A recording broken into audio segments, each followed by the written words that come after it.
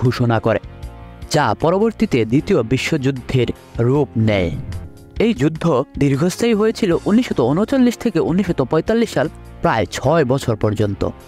দ্বিতীয় বিশ্বযুদ্ধকে global war হিসেবেও আখ্যা দেওয়া হয়েছে, কারণ একমাত্র এই যুদ্ধেই পৃথিবীর প্রায় অধিকাংশ দেশ অংশগ্রহণ করে এবং দেশের সাধারণ নাগরিকগণও যোগদান করে।